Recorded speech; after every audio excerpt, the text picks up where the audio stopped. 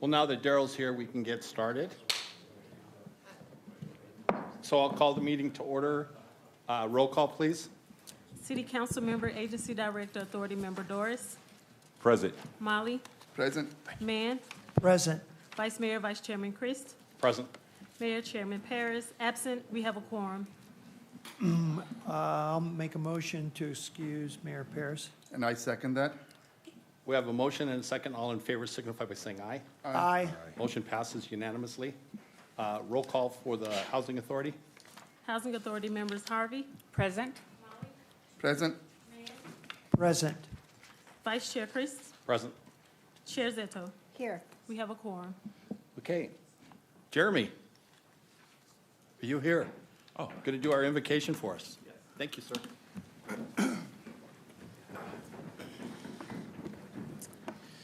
Thank you. Let's pray.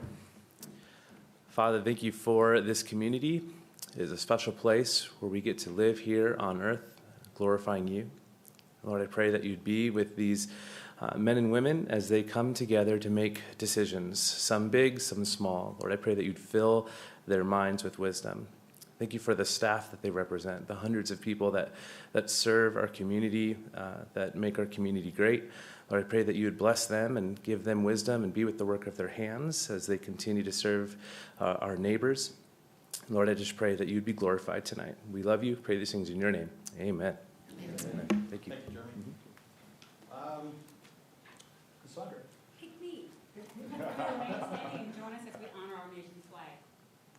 I pledge allegiance to the flag of the United States of America and to the republic for which it stands, one nation, under God, indivisible, with liberty and justice for all.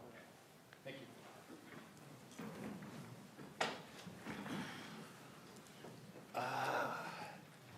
Consent calendar.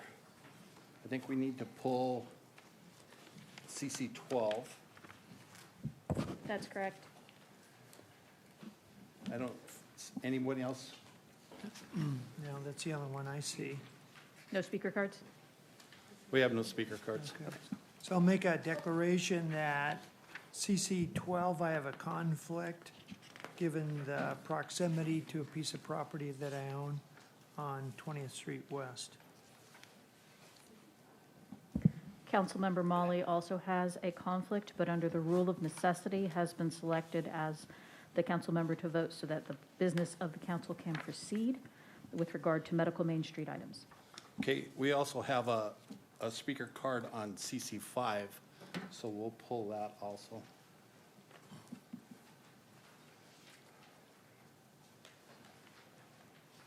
Daryl, do you want to pull anything? No, I don't think I have any conflicts. No, I'm Okay. good. Then I'll make a motion to approve the agenda as comprised, pulling CC 5 and CC 12. Second that. We have a motion and a second to approve the consent calendar as currently comprised, pulling CC 5 and CC 12. Let's vote. Motion passes with 4 yes votes. We'll go back to CC 5. Jason, who's doing this? Jeff will be able to answer any questions you may have. Okay. Kathy Ledgerwood? Hi, Kathy. Hi. Good afternoon. How are you? I'm good. I'm not happy, though. I'm on a corner lot of 28th Street West and K4, and they have been, as you know, marking all the sidewalks and curb areas and so forth. And I have, that was planted initially when developed, 3 large trees right along the easement. And I must have 5 easements going through that little piece of property. And I videoed it today so you could see it if you'd like. But yet again, to add another thing to the root base of those trees, I had called some tree people, and I said, maybe we should take them out. And they said, well, that's a huge liability based on all of these different things that are on that property. you've got the telephone, you've got the cable, you've got the electric, and they just kept going, and I went, oh, because I had them come out and mark everything. And so nobody was really willing to take on that liability, so I come to the city. To That take the okayed tree all out, those or I'm things. confused. To take the tree out or to leave it? Take them out. I'm worried they're going to fall over and hurt somebody because there's too many things running through there. And I couldn't get it done. I called the city. I talked to three different peoples to no avail. And then they said, well, call the mayor or whatever. I don't know what you can do. And so here I am. I think they need to come out. I'm worried. They have replaced the sidewalk in front of the trees previously. It raises up the post office box that's there. It's breaking the curb Okay. again. Can we send the city manager out there and let him decide if it should? Absolutely. Jason, you could do Yes, that? ma'am. Yeah. Absolutely. We'll get somebody on it, and it'll be myself or somebody else Okay. that knows a lot about it, and we'll make sure to make you happy. Yeah, I even talked to the head of Treetop or whatever that place is. Yeah. And he said, yeah, he should come out. Great. But I couldn't get anybody else to do it. We'll have somebody reach out Okay. immediately. Thank you. I'm not sure you have my address. CC 12. Did you put your contact on the card? I don't think I wrote the address. You have a phone number on it. Okay, somebody's helping me. Thank you. Jeff, don't pull it out yet. I'll make a motion to approve CC 5. Second that? We have a motion and a second to approve CC 5. All in favor signify by saying aye. Aye. Aye. Aye. Motion passes unanimously. Let me step out Okay. here on CC 12. CC 12. And the record will reflect that Councilmember Mann is recusing himself, and Councilmember Molly also has a conflict, but under the rule of necessity is seated to allow the business of the city to proceed. So I'll be staying, right? Okay. So I need a motion and a second. Sure. I'll make a motion to approve CC 12. I'll second it. We have a motion and a second. Let's vote. Passes with 3 yes vote with Councilman Ken Mann abstaining. Yeah.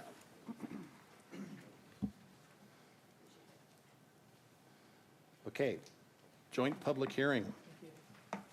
Open the public hearing or open the continued public hearing? Correct. I think I have a conflict. And this one's a little bit complex on the conflicts front. Would you like me to make the announcement? Yes, please. Okay. On behalf of the city council, Councilmember Molly and Councilmember Mann both have conflicts on this item. Under the rule of necessity, however, Councilmember Molly will continue to serve because this pertains to Medical Main Street, and Mayor Paris also has a conflict, although he's not here. So on behalf of the council, Councilmember Molly will participate. On behalf of the Housing Authority, Councilmember Molly, you will not participate. Okay? So, and Councilmember Mann, you are recusing for joint public hearing one, On both sides of that, on both sides. Yes, for the same reason. for the same reason you already announced tonight. Right, thank you. Yeah. I'm glad she did that. Thanks for bringing me back out. I'm going to turn it over. We like to watch you walk back and forth. I'm going to turn it over to Kitty. All right, thank you. Do we have speaker cards? No speaker cards. All right, waive reading of the staff report? Sure. All right, do we have a motion and a second? I'll make a motion and the second to approve JPH 1. And this is on behalf of the Housing Authority, so Yes. Councilmember Molly, you will not vote. So I have to recuse Just, myself? you can stay seated because you're going to vote in a moment, and it's a joint public hearing. Okay. Okay. All right, let's vote. I second. Thank you. Okay. Let's vote. And this will have to be a roll call vote. So Housing Authority member Molly? Oh, you Abstain. can't. So Harvey? Aye. Vice Chair Chris? Yes. Chair Zedso? Yes. Passes Passes unanimously. Passes with 3 yes votes. 3 yes votes. Now we'll go to the city council side. I need a motion and a second to adopt Resolution 2249 and HA 2-22. So move. I second that. We have a motion and a second to approve Resolution number 22-49 and HA 2-22. Let's vote. It's just Resolution 22-49 on behalf of the city, but we're good. Don't pay attention to that lady behind the thing. It was a lot of numbers. Passes with 3 yes votes. Okay. Thank you, ladies. We're going to excuse you guys if you would like to leave or stay, or you can go. We're going to take a 1-minute recess. No, leave Ken back there. Ken, just stay out there.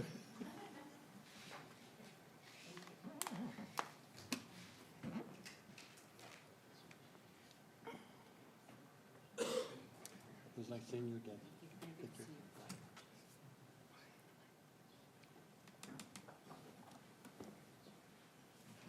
You're not going to put me back in the corner again, are you? Not tonight. Okay, thanks. Did we close the public hearing on those? I believe we did. Okay, just making sure. PH1. We'll open the public hearing. We have no speaker cards. Waive the staff report? Sure. I'm good with that. I guess you can close it then. You guys good with that? You guys good with waiving it? Okay, I'm going to close the public hearing. We have no speaker cards. I need a motion and a second for PH1. I'll make a motion to approve PH1 adopting Resolution 22-55. I'll second it. We have a motion and a second to adopt PH1. Let's vote. Passes with 4 yes votes. New business, NB1 and NB2. Rod, you're up. Thank you, sir. Good evening, honorable council members. So we come to you tonight to talk about, I don't know. I have a question, Rod. oh, The councilman wants to know why you're not up at the podium. well, I'm actually going, sir, but it's a 2-part presentation. I just saying, Just checking in. Oh, no, I'm absolutely going over there sometime today. All right. So, but basically the first presenter, because he is our department expert on cameras, is going to be Andrew Noga. So I was going to have him come up and talk to you about our existing program. Oh, he's that's gonna why he be- got dressed up. Yes. Happens He every cleans once up in a while, pretty sir. good. Vice Mayor Chris, council members, thank you for having us today. We were here to talk to you tonight about our security camera system that we started installing throughout the city of Lancaster at our facilities and other areas throughout the city. This system tonight that you're looking at, that we're asking for some funds moving forward with, you can see up as our live feed, that is the community center. As of right now, we have approximately 110 security cameras throughout the city of Lancaster. That covers the Boulevard, LPAC Center, Cedar Center, Community Center, Incubator, and around the outside of City Hall. These cameras are motion detected, and the Incubator and the Community Center are both set up with alarm systems. So the doors are alarmed, windows are alarmed, we have keypad systems, and if somebody comes too close to the building at either one of these, we do get alerts letting us know that somebody's here at those buildings. Now, what I can tell you from the community center is before we installed these cameras, we had a problem with folks coming in, trying to break into the building, tagging the building. Since the cameras have been in and we've been able to jump on this right away, we haven't had a problem in quite a while. It's been months since we've been called out to that building. So they are doing their job. We do have a list of priority facilities that we are moving on and we will start implementing on. What you see before you tonight is for the new public safety building and the renovated inside of City Hall for put up the city cameras. These cameras, On the boulevard, we have helped in the sheriff's department and the detectives, as our captain can attest to, with solving and helping solve many crimes in the area. We reach out and work along with our sheriff's partners and hand them the video and work with them on that. At this time, if you have any questions regarding the system, I'll be more than happy to answer those for you. Can we put a motion detector in Mr. Mann's office? We already have one. I didn't tell you that. It doesn't work, or he moves real slow. He's never in there. Just checking. If Any there's other no further questions? questions, I'll bring up Rod, and he's going to go over another security system with us. Welcome, Rod. Head it over, sir. Well, you sure did scoot out of here quickly, man. Good evening, esteemed council members. What I want to add about this camera, about the overall camera systems that this city has brought here, I'm absolutely excited and moved by it. I've worked for many cities, and I can see your efforts to wanting to make this place as safe as it can possibly be. I'm very excited about our new safety center that we're building, because once we get that up, we're going to have some version of live monitors to pay attention to those cameras, during the hours that we're in operation. So we're really excited about that when that takes place. So I want to take a minute to tell you about a system that we're looking at bringing to the city, and it's called the Flock Safety Camera System. I was actually working on bringing this camera system to the city of Sierra Madre before I left and came here. This is an automated license plate reader camera system. This company's been in existence since 2017, and they have really revolutionized this industry of automatic license plate camera readers, the stationary version. They've lowered the cost of these considerably, and they've made it, I like to think, a risk-free or low-risk program. So we've seen incredible success they have in cities throughout the nation, and as you'll see in a slide down the road here, they're in many, many cities, including several sheriffs patrolled cities already. So, and their focus is to prevent and eliminate crime. Next slide, please. So basically, how does this work? You get real-time alerts when you have a stolen or a wanted vehicle that passes by one of these cameras. The law enforcement folks, our friends at the Sheriff's Department, will be notified immediately when one of these vehicles enter into our area. These are stationary cameras that are mounted on top of poles, and they are movable, so you can plan as to what area you think they may be more needed. These are real-time alerts, and there's also, for the investigative side, there's a search mechanism which will give investigators the ability, as you'll see in an example down the road here, is if we have a crime that happens in the area and we get a brief description of the vehicle, they can enter in that brief description and see where that vehicle may have traveled within the city, aiding the ability to locate this wanted vehicle. Next slide. So what you're seeing there is an actual picture of the camera.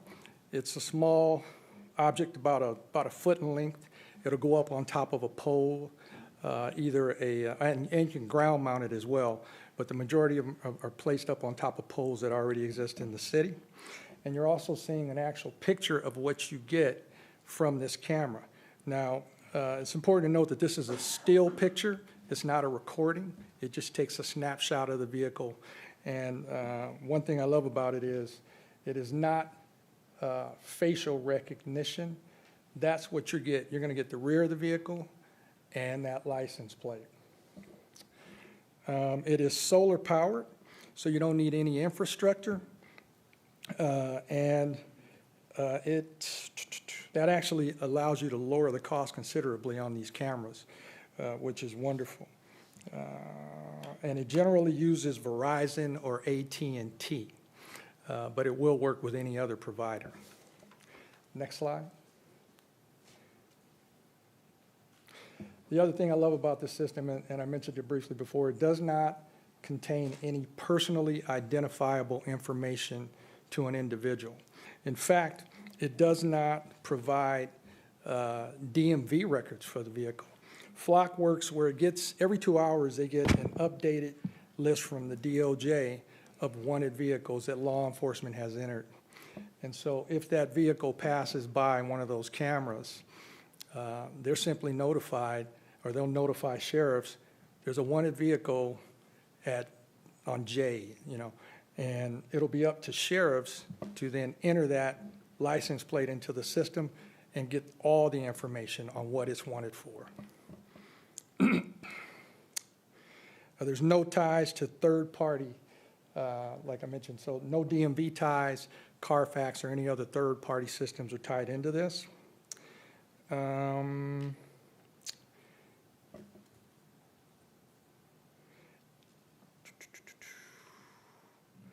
again, you do not see an individual's face, so that helps considerably. Next slide, please. So storage is included in the cost. All data is stored securely in a government cloud, and it's end-to-end encrypted. Footage is owned by the city. Their standard retention on the pictures is 30 days.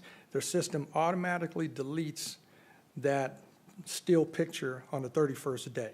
City does have the option to pay for additional storage if they choose to, but since we're talking a still picture, really don't see a need for that.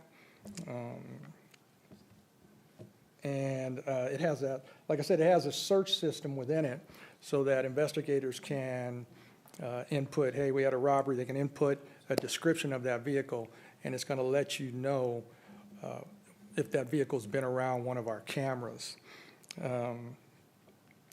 What I really like about that is I feel like it eliminates it eliminates the need, or not the need, but eliminates or deters random enforcement. So if we're looking for a white Honda that committed a robbery, and we've got a brief description of that vehicle, or a license plate, or the rear bumper is dented, we can put that in the system, and the system will let you know any cameras within the city where that vehicle has gone.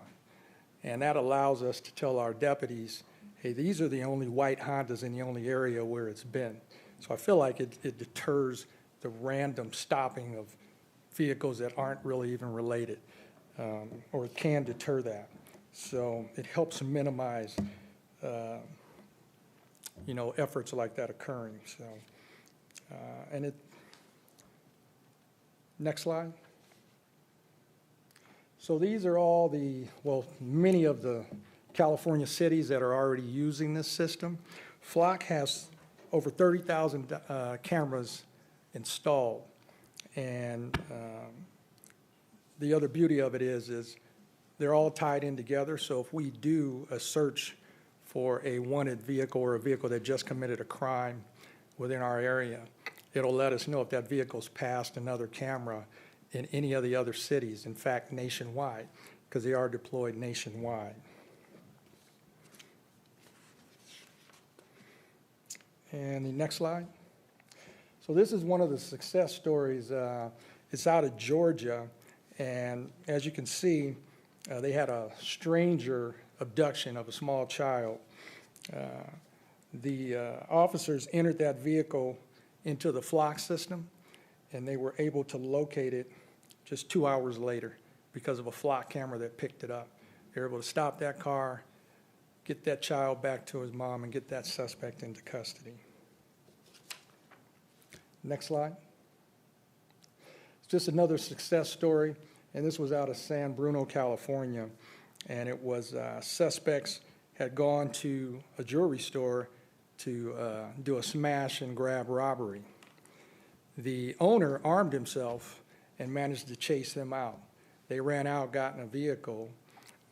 They got a description of that vehicle and put it into the system. They had concerns because of these gentlemen that they may come back and try to do it again even more in a more violent fashion.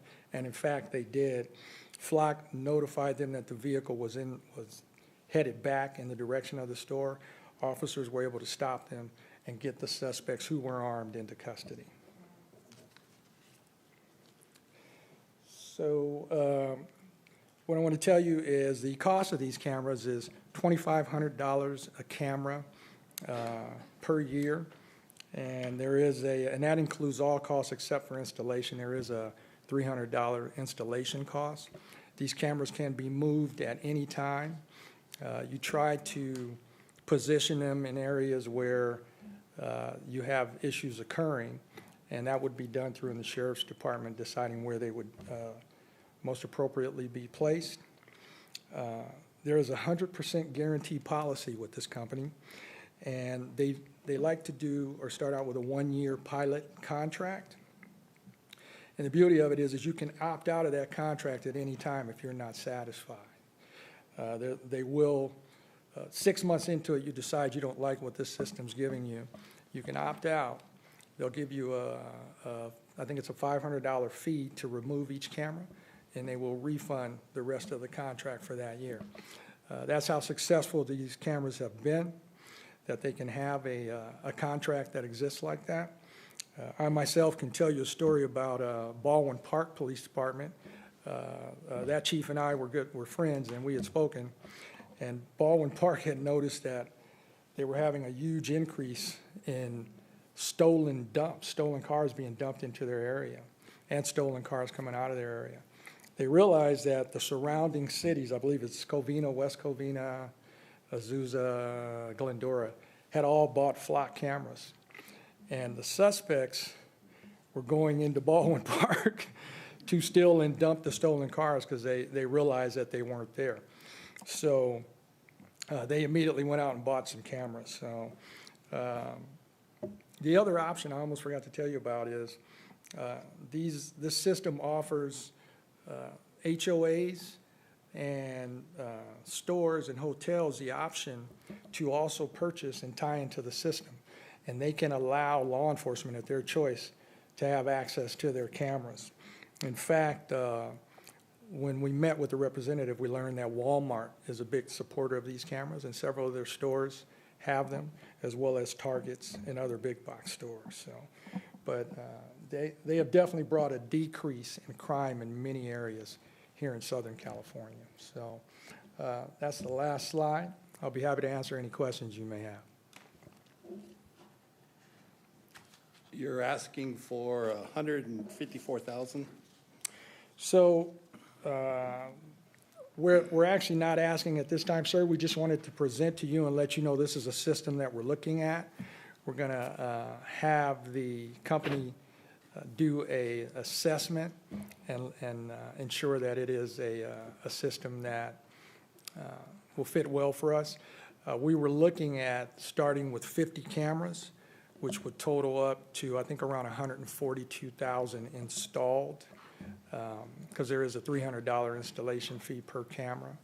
And then I believe it's going to come up to somewhere around $120, $125 a year after that.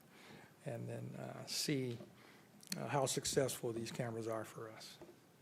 But with regard to Mr. Noga's presentation, there is a request for the authorization to purchase the installation of cameras for public safety, community office, including 18 cameras, 2 security door access control panels, 1 node, 1 equipment rack, for a total cost of $154,041.19, and a 10-year license to access application to view cameras and camera footage stored in the cloud. I thought Noga was doing NB1. Mr. Noga was actually doing NB1, NB2 combined.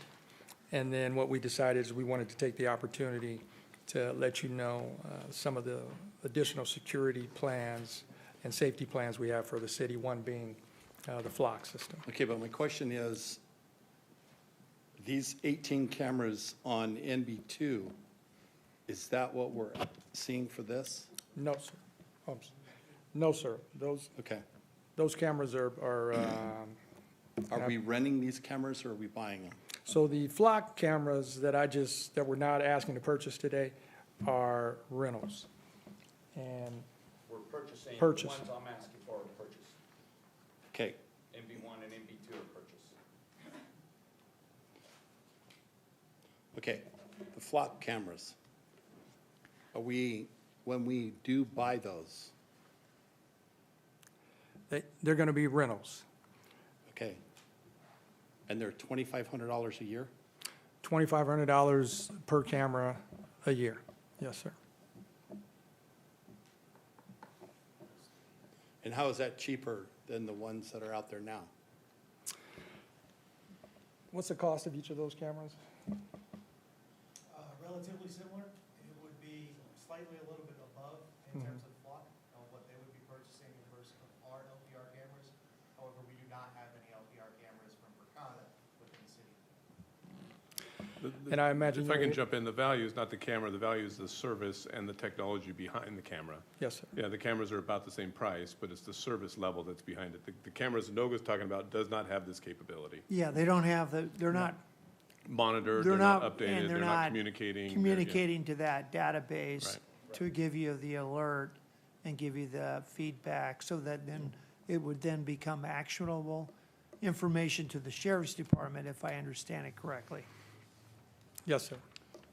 John, don't we currently have cameras like this at the sheriff department? We do have some ALPR, a very limited number of ALPR system cameras. The gigantic difference between these two systems is those are fixed location and cost thousands of dollars to relocate, if you can relocate them. The infrastructure that's required to relocate the current ALPR system is extensive. The flock systems are cell-based and require almost no infrastructure. So then, other than, because you said they work on AT&T and Verizon, so essentially then, for the nominal installation cost, if we felt that we needed to move the cameras, if I'm listening correctly, then we could pick them up and move them to an area that if it's subject to, we're having high activity, Yes. then we could get quick response or quicker, because we can move those and because they're wireless. We Yes. don't have to worry about all this other infrastructure. And solar powered, sir. And how Yeah. many flock cameras? So when we do requests, we're looking at starting with, and speaking with the captain, we're looking at maybe starting with 50 cameras. And then we're going to have his crime analyst determine where would be the best places to place these cameras within the city for our initial deployment. And that would be over and above these two asks tonight, because that's Correct. Correct. separate, So, if I Correct. understand it. so Yes, sir. $2,500 per year to maintain and everything, all the entire service. That's- What about if you need to relocate to somewhere else? Is a part of it or it's extra? Relocation, there is a small fee they charge to relocate.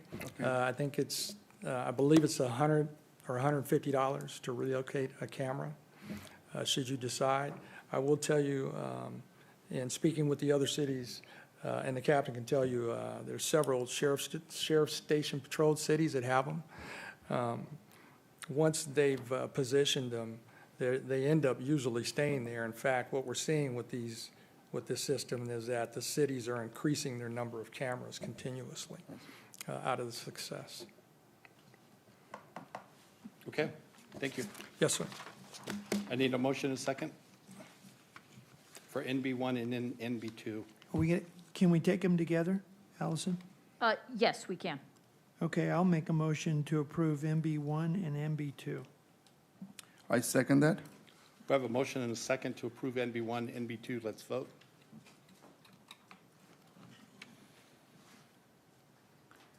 Passes with 4 yes votes. Move on to council reports. Raj? Yes. There's two things. One, like recently, Ken Man and I, we had a grand opening for Sky Tower Park, and we both went there, and it was amazing. What I was blown away, it was a huge part of the community was involved. The community, like the neighborhood, they were so involved, They did the painting, and Sonia, the staff, and everybody did a great job. So I just wanted to thank everybody, thank community and our staff. And the second, I wanted to just touch base on Medical Main Street, that finally we came to the point that we are about to start phase 1 of Medical Main Street. And we will, tonight, it's going to be awarded $4.8 million tonight, actually, for to begin. And that will be, we will start with the road right by actually Home Depot to connecting to the it's going to connect to the 17th and J8 and all those things. So it's that will be a beginning of that, and after that, that'll be the first phase. And then after that, we're going to have over this next probably several years, we will have a construction about the hospital we're about to start too, and that is the number I was amazed by. $800 million hospital. That's how much it's going to be, and we're going to have a good construction going on. A lot of work and labor is going to happen. So, Medical Main Street and hospital. So it's a great thing. Things going to coming to the city of Lancaster. So just wanted to share that. Thank you, Raj. Daryl? Had a meeting, our monthly SCAG meeting, and I guess the most interesting thing that was in that meeting was a bunch of receiving files where a company called Nikola, a heavy trucking company that's a hydrogen trucking company. And they're heavily invested in, of course, trucks that are hydrogen powered. And they're looking at Lancaster as one of the places to start infrastructure. So I heavily advocated, because that's our mayor's vision, of course, for us to tackle hydrogen now. And I know he'd be excited about that. So we're looking forward to Nikola meeting with the staff and the mayor to see if we can be one of those hubs that begins to create this new infrastructure for hydrogen and help usher in that new wave. Other than that, I had fun with Ken at Paraclete for the groundbreaking. I know he'll talk more about that with the whole phenomenal thing with their new baseball and football. It wasn't just baseball and football, but the students. One of the students, young Calandry, helped raise the majority of that money to get funding for something like that. So I thought it was just phenomenal that students were taking pride in their schools to get millions and millions of dollars to build something that was totally needed. And Ken was there to present, and I tagged along with him. So I really enjoyed that. So that's all I have right now. Tell us about it, Ken. Yeah. So, well, Daryl did an okay job. So, excuse me, phenomenal is the fact that Paraclete, for the first time, will get a brand-new sports center. And I believe last week they broke ground.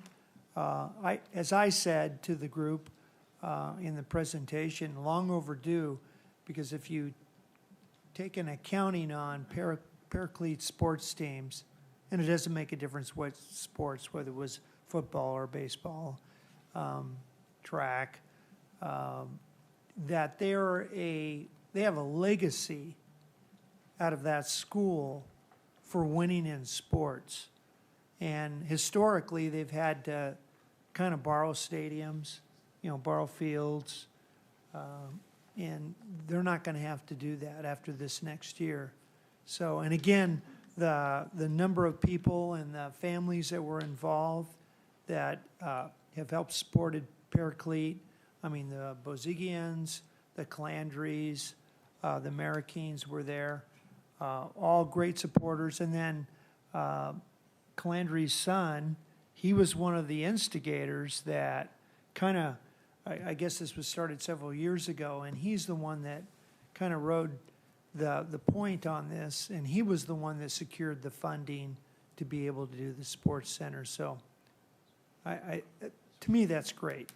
Long overdue when you have a champion sports teams coming out of that high school. And then, as Raj said, we were at the revitalized park. I'll share with everybody, that was a conditioned park by the developer, and it was one of the first items that I took up as a planning commissioner somewhere around 1992. Sonia corrected me, 92 or 93.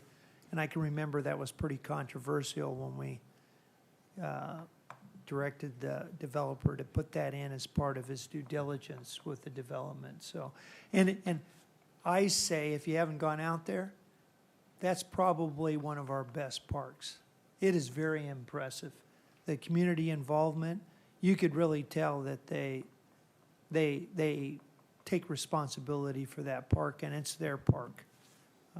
So I was really impressed. And then the last thing I attended was we had a first responders and youth summit this last week, and it was, I'm still impressed with the lady's name.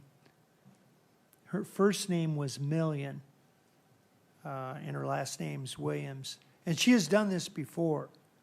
And the whole purpose of getting everybody together is to get the youth to embrace, taking a look at, one, the value of what first responders are brought.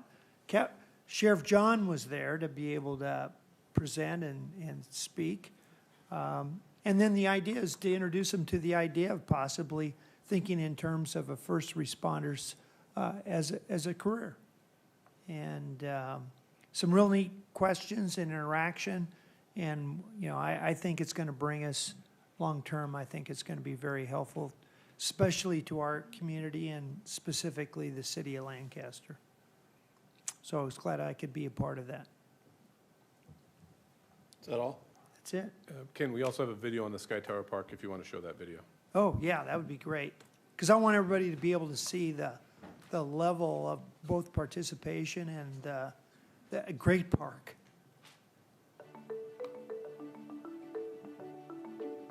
Thank you.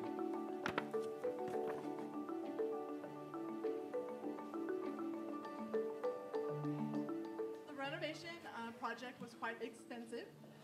We renovated the restrooms, the inside of the activity building completely, renovated the basketball court, installed a new playground, new fitness equipment, 2 public art murals, as well as did irrigation renovations to the field.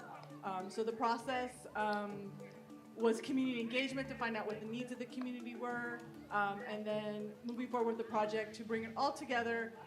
All in all, it probably took us about 1.5 years to bring it to fruition. This was a mandated park to be done by the developer in order for this developer to do this housing tract. So, you know, I feel good when I come out here. And first of all, what a great park. We took a lot of heat. I can remember at the Planning Commission meeting about the condition that we had on this developer. And I tell you what, we made the right choice. I just want to thank the community, our staff, and everybody who was involved with this project. This is a beautiful project. It's a great park.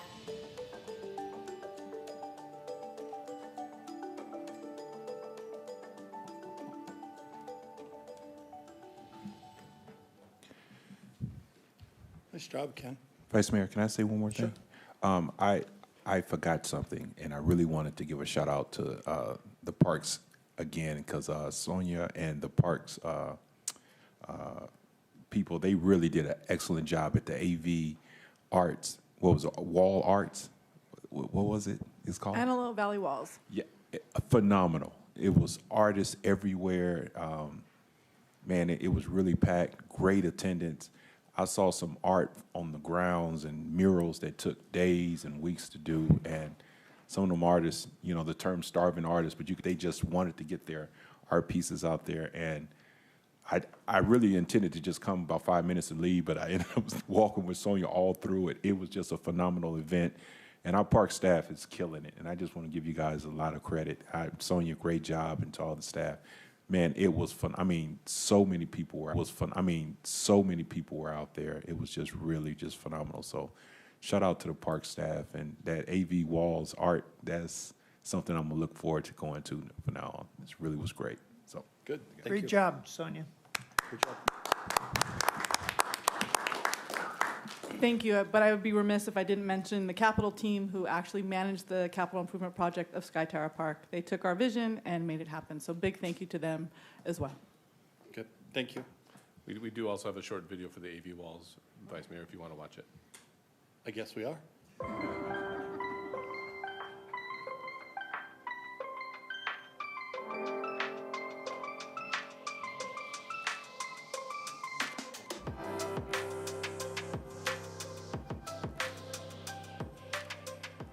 So we're here today celebrating 16 new murals in the city of Lancaster in partnership with the city of Palmdale. This is the festival that we're standing here in today is the culmination of a week-long artists from all over the world and our local artists here painting in the Antelope Valley and celebrating culture and history. Traditionally, the last 3 iterations of the Antelope Valley walls, we've been mostly painting in Lancaster and on the boulevard. But this year is the first year, our 4th iteration, where we branched out and partnered with the city of Palmdale, and we've actually expanded. You'll see 56 murals altogether throughout the Antelope Valley, the majority of them around the boulevard here in downtown Lancaster. We're really fortunate to have a really great partnership with Powwow Worldwide and Worldwide Walls. They were the first to come together with us in 2016. And we've continued the partnership. Also want to mention ThinkSpace Art too in Los Angeles. They have been so integral in reaching out to artists that we didn't have connections to and helping us curate the past 3 years. The MOA team partners with the Parks Department, and it does take a whole community to put it together. We have artists from Europe, we've had artists from Asia, lots of artists from California, and of course, our focus on our community artists. Hi, I'm Lily Brick. I'm from Lleida. It's near Barcelona. It's so close to Barcelona, Spain. The people of Lancaster is so nice, and every day people say, fantastic, so great. Thank you. I'm so grateful for stay here and paid here. I've been in Africa, in India, in a lot of countries, but here, blue, it's more blue, and the sunset, it's more powerful. Brandon Thompson here is a local artist from Bakersfield who also is a veteran. His work is great.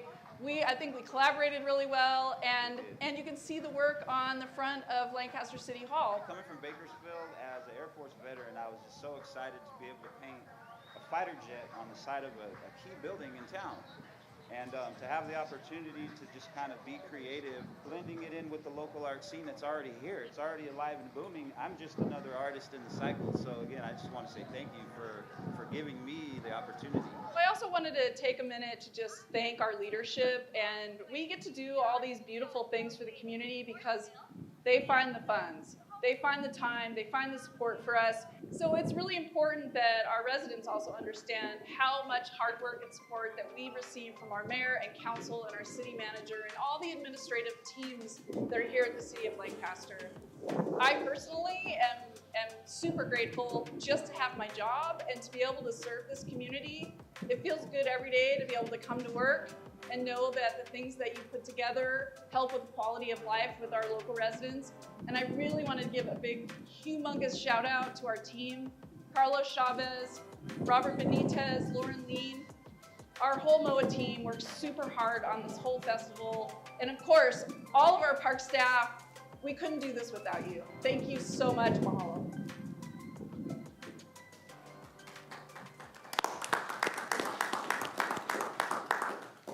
That's a good video. We have our 2 deputy mayors here. Can we get a short briefing on COVID? Dr. Trong and Dr. Larry Stock. So it looks like things are quieting down. Our last peak was in August, if you recall. And since then, there's been a 40% reduction in September, another 20% reduction in October. So right now, really, we're on a very quiescent phase of the infection phase. Just anecdotally, last week I saw 1 COVID patient in the hospital. I usually see about 3 a week. Last month, I was writing 3 to 5 prescriptions of Paxlovid on an outpatient basis. This week, I haven't written a single one. So it looks like it's on a nice phase. And it's like that throughout the world, the nation, California, LA County. So, as usual, I'm going to be the counterpoint here. So we have to look at what's going on around the planet. So two things are going on. One is Australia always precedes us in the flu season. They're having a pretty rough flu season. They are. All right. So get your flu shot if you don't want to end up in the hospital with the flu or end up sick with the flu. Flu is no fun, and it's no fun when it's a real bad season. Second is there are variants out there right now, variants of BA4, variants of BA5, some of which will evade our current monoclonal, the only monoclonal antibody left that we're using in the hospital. It will evade, it'll also evade Evusheld if you're one of those people who had an organ transplant and got that super long-acting antibody medication. So what does that mean? It means, we're due, if you look at the time span of when the last vaccine or last big surge happened this winter, right when flu hits is when we might expect another surge in COVID. Your immunity will only be protected if you get revaccinated or if you've had a recent infection. So fortunately, the vaccines that are out here, especially the new bivalent Omicron vaccine, is effective against these variants. So we're back to where we started. Get vaccinated.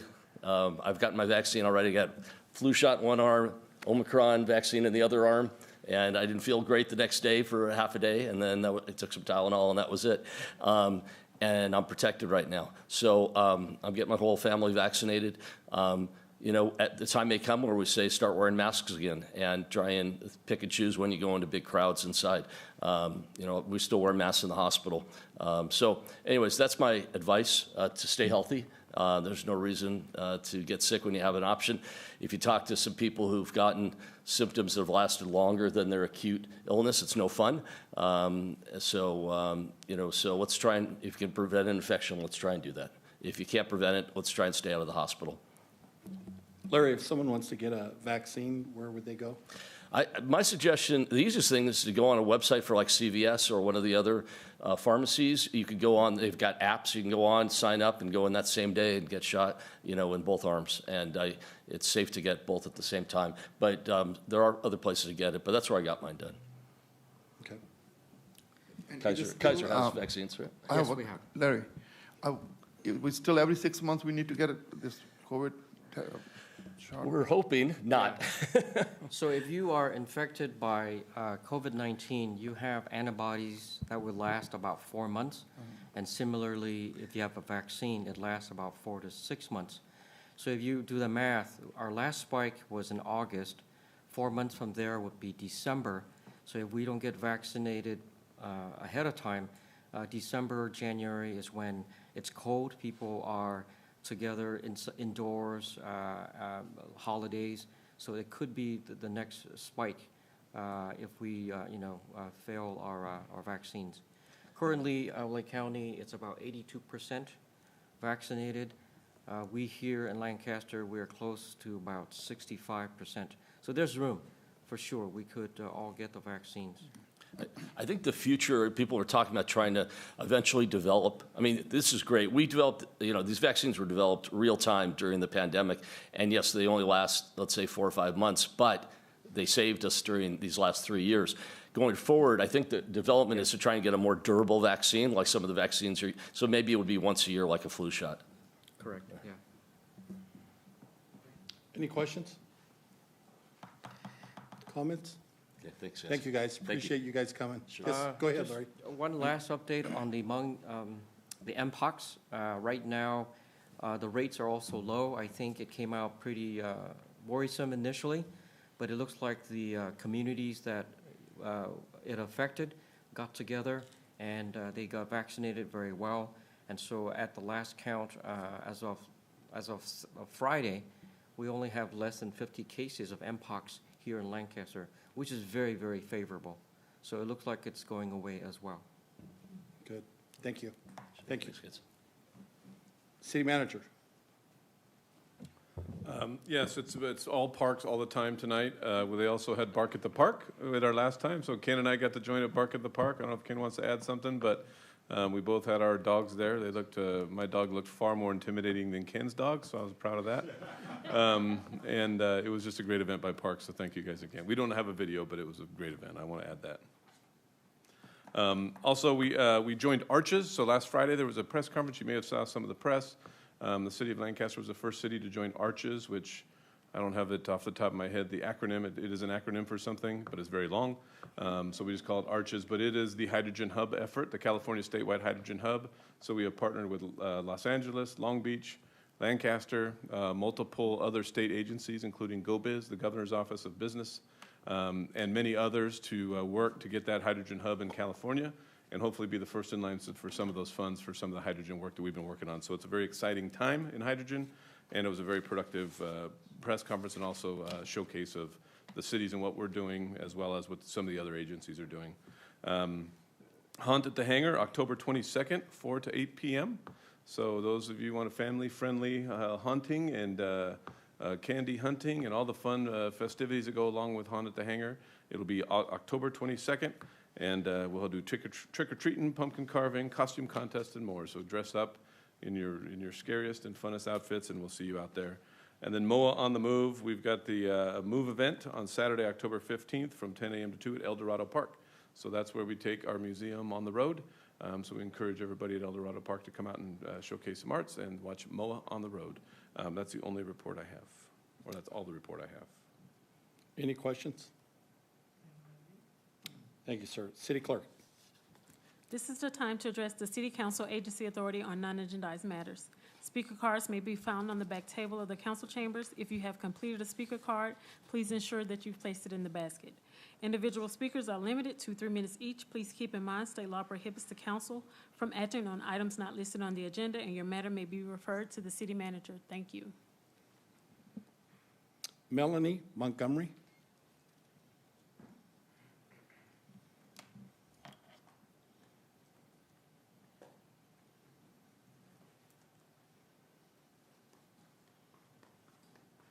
Welcome. Hi, thank you. Thank you for having me at AV Walls.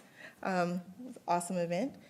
I am here again to talk about the food trucks, and again, just to ask if there's any new developments on the event for the food trucks on Mondays, and any consensus on, whether or not there's going to be 1 day or 2 days, and any new thoughts on what the second day might be. Also, just to kind of, suggest maybe a Thursday I know that Councilman Doris was talking about like one on the east and one on the west. And I was thinking that Thursday might be a good day for maybe the newest one, I guess, which would be on the east. If there's any conversation about that, I was just kind of wondering where we're at with that.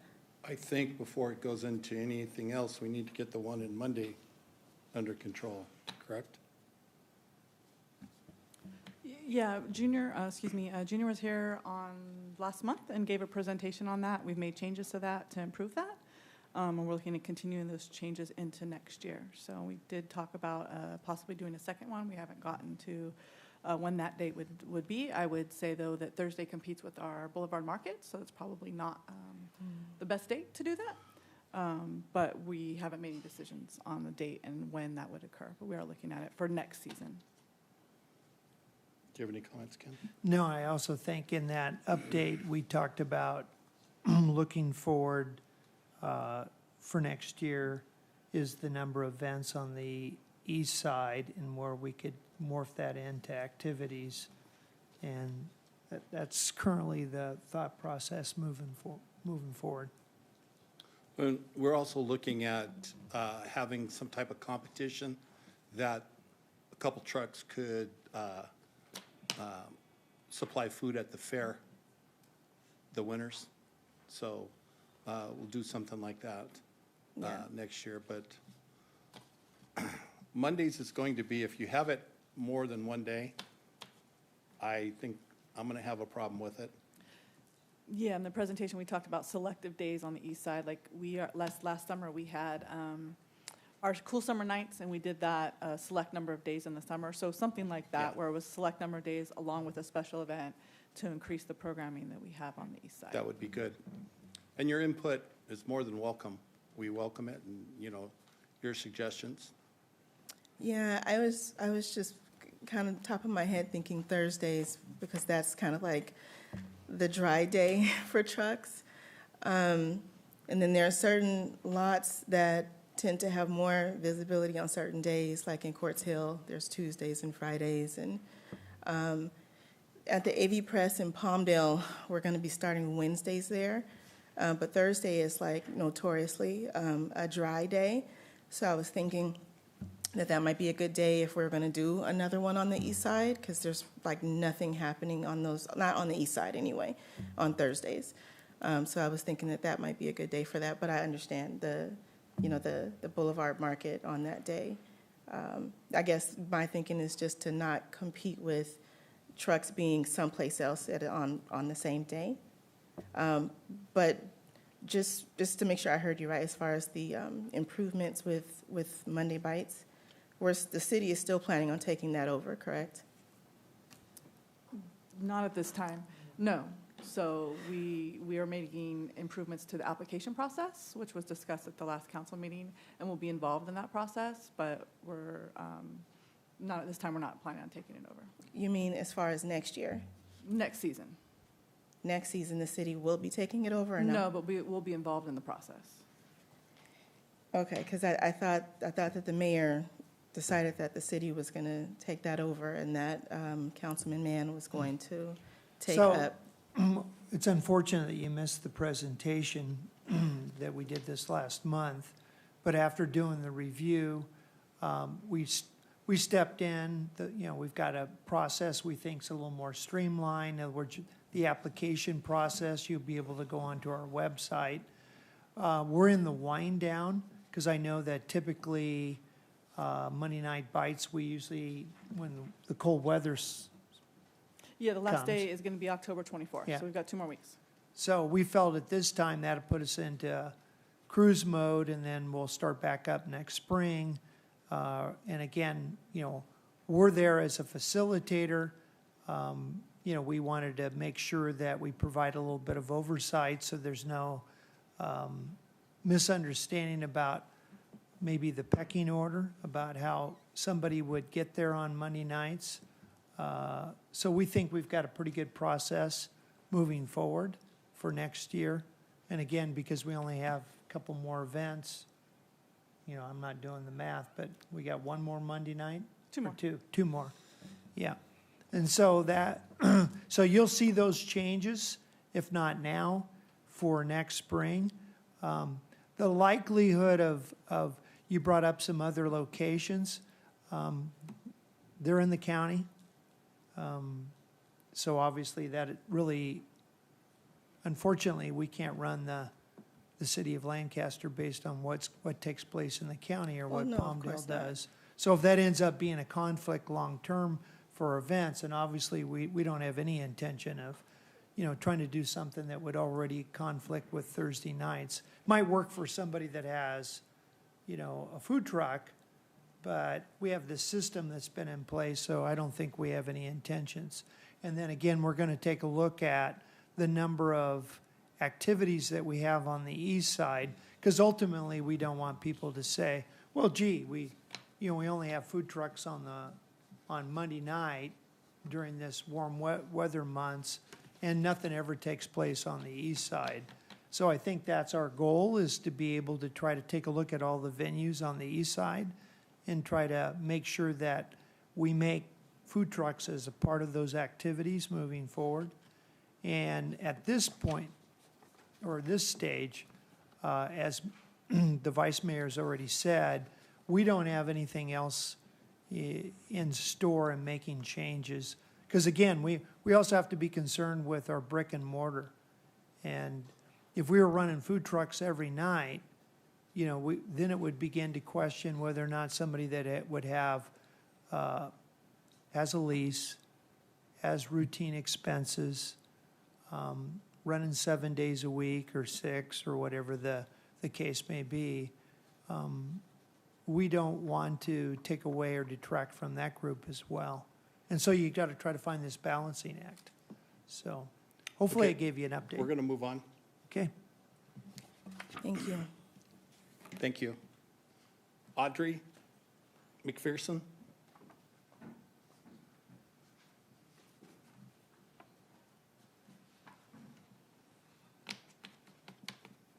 Welcome. Good evening, gentlemen. How are you? And women. And it's Aubrey, by the way, Aubrey McPherson. So the reason I'm here tonight is actually to just discuss about censorship of citizens as it pertains to some of your guys' social media platforms and profiles and public forums. As I'm sure you're already aware, the city social media page is either down or non-existent anymore. Citizens are unable to access it within the last 24 hours. For whatever reason, no announcement has been made. Nothing has been noted. In addition to that, all I can say is that it's very unfortunate because it also seems to be a violation of our rights as it pertains to citizens. And the reason for that is because the 4th District Court of Appeals stated in Davidson versus Randall that citizens, when they're engaging with a public figure or public entity, have a right to not be censored. I myself have been censored on the social media platforms. I've had posts removed. I've had statements removed. Nothing vulgar, nothing inappropriate, nothing harassing or anything like that, except simply asking you guys or calling some of you out, asking or requesting that you do your jobs. Maybe it's in discussion to something that's taking place within our city.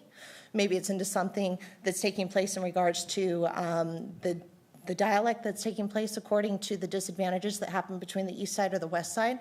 But regardless of whatever the issue may be, I as a citizen, along with all of our other citizens, have a right underneath the U.S. Constitution and according to the 4th Appeals Court, the Court of Appeals, 4th District, we have a right to communicate with our government. We have a right to discuss issues with our government.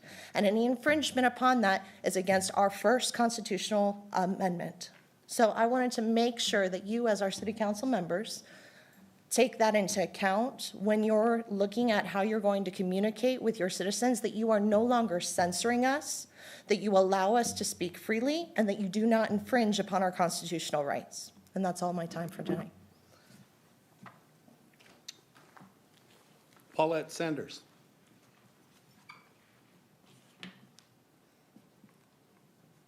Welcome. Good evening, Vice Mayor and council members. I am Paulette Dunn Sanders and the founder of Stopping Pressure on Teens. I've presented my organization to you guys before. I have not gotten an answer from anyone, but before I start my question, I would like to share a verse. Tuesday treasure. Dear Lord, today I declare that all things are working for my good. Every day this week is blessed and filled with benefits. I am productive in my life, health, relationships, career, business, and ministry. I am blessed and I've been highly favored in Jesus' name. Amen. Romans 8:28. And we know with great confidence that God, who is deeply concerned about us, causes all things to work together as a plan for good for those who love God, to those who are called according to his plan and purpose. I am blessed and highly favored in Jesus' name. So my question tonight is, who's serving the underserved community? At the time that you can ask questions, you can call us and set up an appointment and we'll sit down with you. Who would I do that with? If you'd like to do that. Who would But I do that now with? it's not the time to ask particular questions. You can make any statement that you'd like. You can ask the questions, but Oh, I can't get an answer.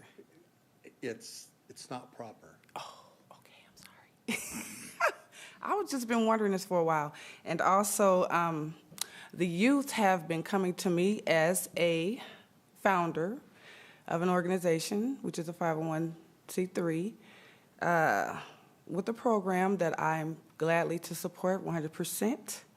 And I'm looking for you guys' support in this program for the youth of Antelope Valley or Lancaster. So I guess I will have to speak with who? No one? I don't know. Someone again? I have no problem talking to you. That's a vague question that you're asking. It's too broad of a question when you say underserved. You have homeless, you have, I don't know what you're talking, are you talking about the adoptions? Are you talking about? Youth. I'm a pastor and I service a lot of underserved, so we got to understand what your thought process is on that, because many of us work in many areas of underserved, and you're talking 200,000 people. So we have to have a broad concept. Sometimes we feel our circle is all that needs to be served, and the world is bigger than what we see. So I would love to sit down and talk to you and see what your passion is and where your focus is. And I think all of us feel that way. Wherever you feel there's a hole, and if you have a way to help us plug it, and Absolutely. and yours I've is spoken with you legitimate, before. and we can do it. We have a lot of people speak, and I hear you. Again, we talking 200,000 people, but me personally, and with any of our councilmen, would love to sit down and just make it up with the city, call us, and I know me personally and our vice mayor and any of us would sit down and talk with you. All right, so I will make one. Daryl Doris, I would love to sit down and talk with you. I would still like to say that I have had a virtual meeting with you, Daryl, and I have not gotten anywhere with you. How long ago was it? Months ago. So I would like to do this with someone else, please, if that's possible. Oh, okay. Well, thank you. I tried.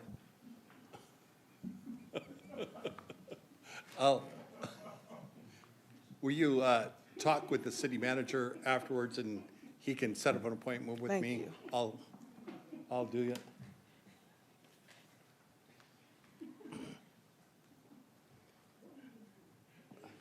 Is it Lonnie Walker?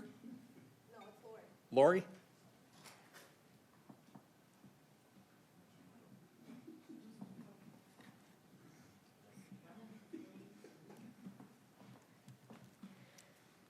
Hi, I just had to come up after she just spoke.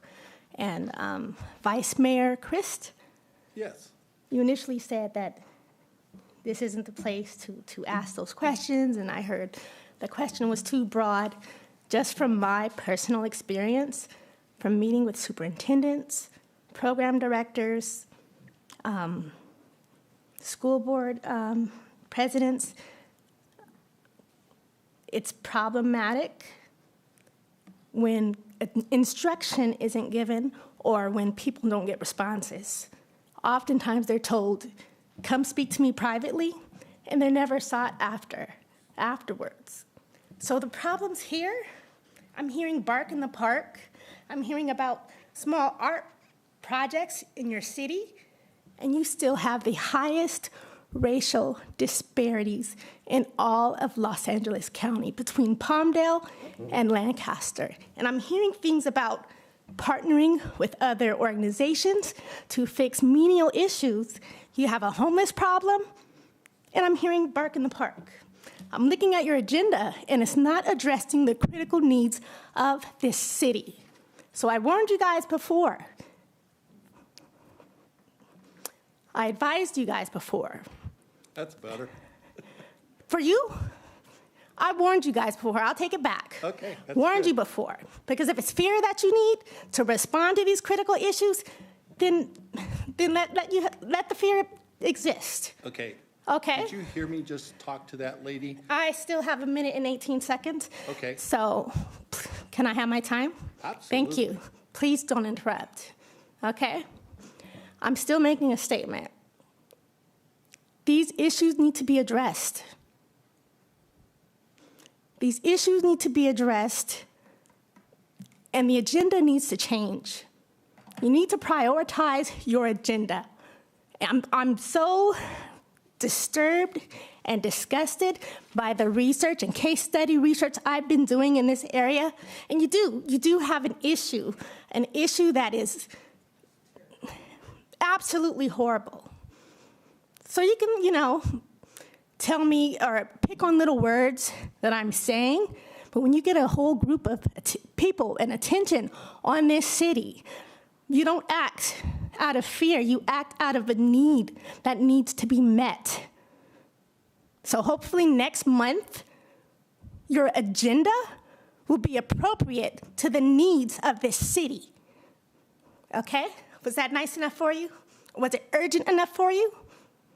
you have a deputy mayor up there who literally said, take race out of the issue. Your time's up. Race out the issues. Guess which one it is? Excuse me? should drive down Lancaster Boulevard going east. My time's up now. Yours is up pretty soon. You'll see what it looks like. It doesn't look like anyone cares. That's my time. Okay, then. Vice Mayor, where's my church located? I think it's on the east side. East side, right? Okay. No. Sure, It's- go it's- ahead. It's just about east. I would just, I'm over in Little Compton. That's what they call it. I would just like to remind the public and members of council that there are several different commissions whose purview are to service several different parts of the community, including the underserved. And those commissions are always are on our city's website, and contact information for commissioners are always available, including the Social Equity Commission. Thank you, Sean. Thank you, Sean. Okay. We're going to move on. Any council comments? I think it's important, and I think it's important for us. All of us have passions, and whatever your passion is, it's the most important thing to you. I think people need to understand that all of us are here for the totality of the city. So roads may not be important to you, but it is to a commuter. Cameras may not be important to you, but it is for safety issues. Everybody has what they feel is important to them, and I believe these men we don't get paid for what we do hardly. We're putting in many hours, and I just want to tell my council, I know the people that I talk to, real group leaders and real leaders, and I invite anybody to show statistics, come talk to us. I have yet to duck and dodge anybody.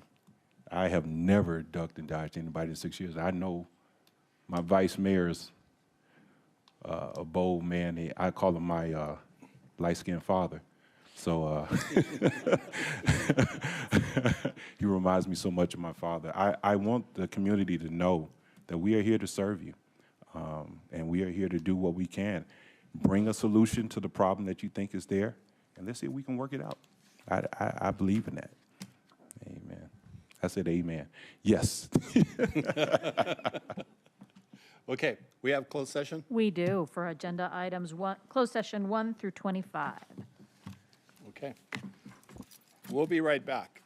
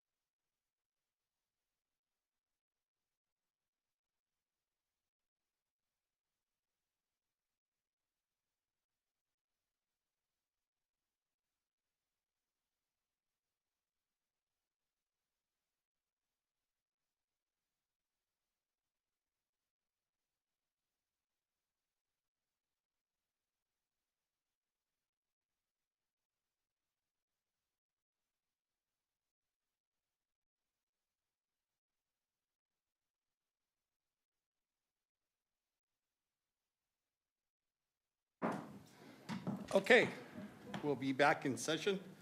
City Attorney. In closed session, the city council took up closed session agenda item number 25 and gave direction to staff and legal counsel, no reportable action. Okay.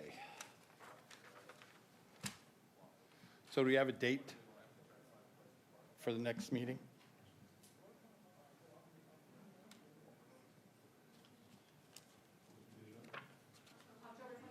October 25th at 5.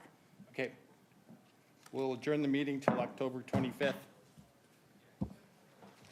We'll be back.